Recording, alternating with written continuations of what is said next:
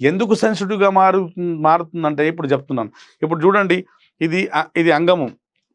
మనం ఇలా ఈ ముందు భాగం వదిలిపెడుతున్నాం మనం. ఈ ముందు భాగం వదిలిపెడతాం. ఇలా బాగా హస్తప్రయోగం చేయటం వల్ల ఈ భాగాన్ని ముట్టుకోవట్లేదు మనం. ఈ భాగానికి ముట్టుకోవట్లేదు. కాబట్టి ఈ భాగం ఏమవుతుంది? సెన్సిటివ్‌గా మారుతుంది.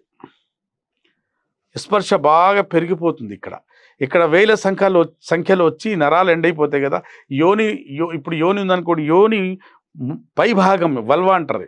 యోని అక్కడే వాళ్ళకు ప్రకృతి దేవుడు ఏం చేశాడు? సెన్సిటివ్ నర్వ్స్ అన్నీ పైన పెట్టాడు. మనకు కూడా ఈ సెన్సిటివ్ నరాలన్నీ ముందు భాగంలో పెట్టాడు. ఈ భాగంలో మనం ఎప్పుడు సెక్స్ చేస్తామో మనకు అనుభూతి, స్ట్రోక్లు ఇచ్చే అనుభూతి, యోనిలు దూసుకుపోయే అనుభూతి ఈ నరాల తద్వారానే మన బ్రెయిన్కి తెలుస్తుంటుంది. మనం ఉత్సాహంగా సెక్స్ చేస్తూనే ఉంటాం. అది నార్మల్ ఉన్నంతసేపు మనం సెక్స్ చేయగలుగుతాం. అది అతిగా స్పర్శగా మారినప్పుడు వీర్యము తన్నుకుంటూ బయటకు వస్తుంటుంది. దానికే సెన్సిటివ్ పెన్నిస్ అంటారు.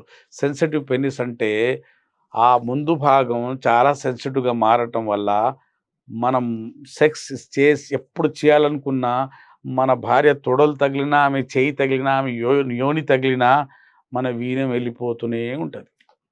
అక్కడ ఏమైందంటే ఇక్కడ హస్తప్రయోగం చేయటం వల్ల ఇక్కడ ఒక సబ్స్టెన్స్ పి అనే న్యూరోపెప్టైడ్ అనే కెమికల్ అక్కడ కూడుకుంది. అది దాని పని అంటే నరాల సెన్సేషన్ మెయింటైన్ చేయించడం దాని పని. అది ఎందుకు కూడుకుందంటే అతిగా హస్తప్రయోగం ఇలా రాంగ్ టెక్నిక్‌తో చేయటం వల్ల ఈ భాగంలో వచ్చి కూడుకుంది.